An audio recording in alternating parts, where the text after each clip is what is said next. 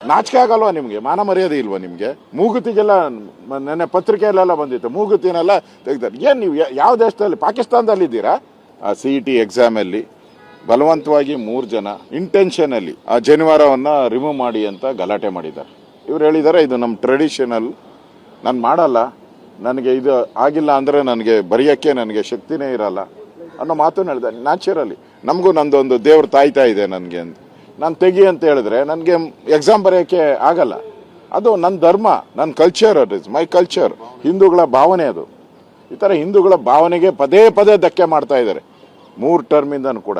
ಅಂದರೆ ಈ ಸಿದ್ದರಾಮಯ್ಯನವ್ರಿಗೆ ಹಿಂದುತ್ವ ವಿಚಾರದಲ್ಲಿ ಮೊದಲಿಂದನೂ ಕಂಡ್ರೆ ಆಗಲ್ಲ, ನಾಮ ಕಂಡ್ರೆ ಆಗಲ್ಲ, ಜನಿವಾರ ಕಂಡ್ರೆ ಆಗಲ್ಲ.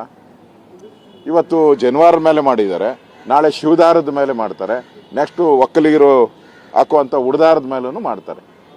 ಅಂದರೆ ಇಂಟೆನ್ಷನ್ಲಿ ಮಾಡಿರೋ ಅಂಥದ್ದು. ನಾವು ಪೊಲೀಸ್ ಸ್ಟೇಷನ್ಗೆ ಹೋಗಿ ಕಂಪ್ಲೇಂಟ್ ಕೊಡೋಕ್ಕೆ 3 ಅವರ್ಸಿಂದ ಕಾಯ್ದೇವ್ರು. FIR ಮಾಡಲಿಲ್ಲ ಅವನು.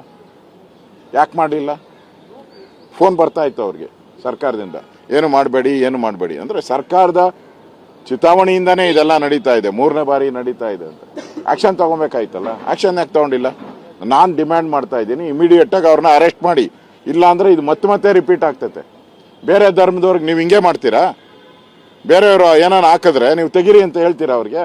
ಬೇರೆ ಧರ್ಮದವ್ರಿಗೆ ಹೇಳಿ. ಬೇರೆ ಧರ್ಮದವ್ರಿಗೆ ಏನು ತೆಗಿಯೋಕ್ಕೆ ಇಲ್ಲನ ಇನ್ಸಿಡೆಂಟ್ ಇದೆಯಾ? ನೀವು ನಮ್ಮ ಹಿಂದೂಗಳಿಗೆ ಮಾತ್ರ ನೀವು ಟಾರ್ಗೆಟ್ ಮಾಡ್ತಾ ಇದ್ದೀರಿ. ಹಿಂದೂಗಳು ನಿಮಗೆ ತಾಲಿ ಹಾಕಿದ್ರು ಬಿಡಲ್ಲ, ಅದನ್ನು ಬಟ್ಟಿಟ್ರು ತೆಗೀರಿ ಅಂತೀರ, ಜನಿವಾರ ಹಾಕಿದ್ರು ತೆಗೀರಿ ಅಂತೀರ, ಶಿವದಾರ ಮೂಗುತಿಗೆಲ್ಲ ಪ್ಲಾಸ್ಟರ್ ಹಾಕ್ಸವ್ರೆ ಮೂಗುತಿ. ನಾಚಿಕೆ ಆಗಲ್ವಾ ನಿಮಗೆ? ಮಾನ ಮರ್ಯಾದೆ ಇಲ್ವಾ ನಿಮಗೆ?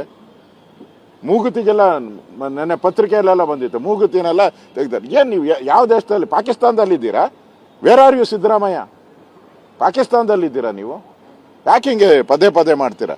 ಅದಕ್ಕೋಸ್ಕರ ಪೊಲೀಸರು ನೀವಾದರೂ ನಿಷ್ಪಕ್ಷಪಾತ ತನಿಖೆ ಮಾಡಬೇಕು, ಅವ್ರನ್ನ ಇಮಿಡಿಯೇಟಾಗಿ ಅರೆಸ್ಟ್ ಮಾಡಬೇಕು. ಆ ಮಗು ಹೇಳ್ತಾ ಇದ್ದ ನನ್ನ ಹತ್ರ, ಹುಡುಗ, ನನಗೆ ಆ ಫೀಲಿಂಗೇ ಹೊರಟೋಯ್ತು, ಬರೆಯೋವಂಥ ಇಂಟ್ರೆಸ್ಟೇ ಹೊರಟೋಯ್ತು ನನಗೆ ಅಂತ.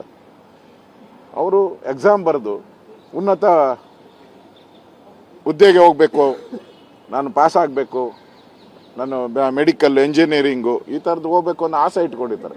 ಅದಕ್ಕೆಲ್ಲ ಕನಸುಗಳಿಗೆಲ್ಲ ನೀರು ಹಾಕ್ತಿರಲ್ಲ, ಅವ್ರ ಕನಸುಗಳೆಲ್ಲ ಹಾಳು ಮಾಡ್ತಾ ಇದ್ದೀರಲ್ಲ. ನಾಚಿಕೆ ಆಗಲ್ವಾ?